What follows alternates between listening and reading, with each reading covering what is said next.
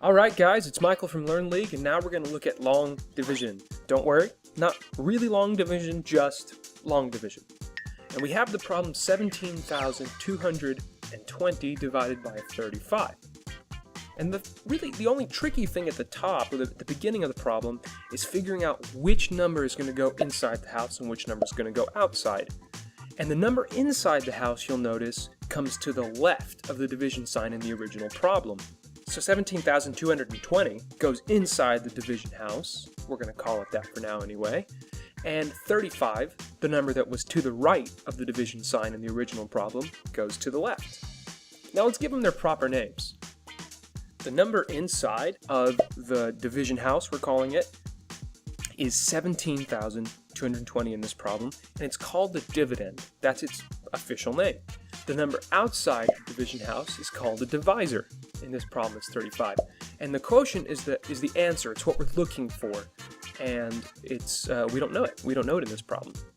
Okay, so first things first, we want to know how many times does 35 go into 17,220. And we're going to go from left to right in our dividend. Now we look at from left to right, we start with the number 1, right? And we say, is 35 bigger than 1? Well, yeah, of course it is. So we keep going. We say, is 35 bigger than 17? Well, yeah, of course it is. So then we say, bring that 2 in, is 35 bigger than 172? And it is not.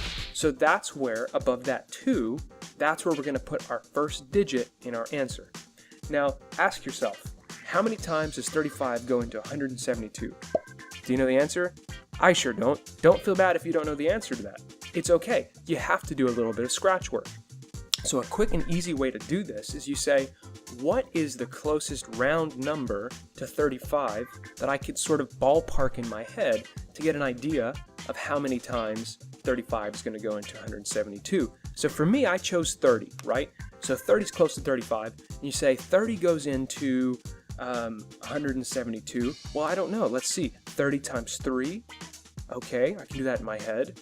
That's 90. 30 times 4 is 120. 30 times 5 is 150. And then 30 times 6 is 180. So we went over there. Okay, so let's go back to 30 times 4. And let's start with that, with our actual number, 35. And you'll see that 35 times 4 is 140. Now, that's a lot of scratch work, and I wish there was an easier way to do it, but that's really how you have to do it. You need to use trial and error to see what number you can multiply by the divisor to get as close as possible to the number in the dividend. Okay, so 35 times 4 is 140. Now we're going to subtract that from that 172 that we started with, and we're left with 32. Okay, now we go back to the original dividend and bring down the number that comes to the right of where we started, and that's another 2. So we go through that same process and we say, how many times does 35 go into 322? Okay, we go through that same process of trial and error. If it were me, I would take the number 30 because I can do that in my head, and I'd say, okay, well, let's try 30 times 7, 30 times 8, 30 times 9. And just for the sake of time in this video, I'll let you do that on your own paper, and you'll see that 9 is the number that gets us closest without going over. So 35 times 9 is 315.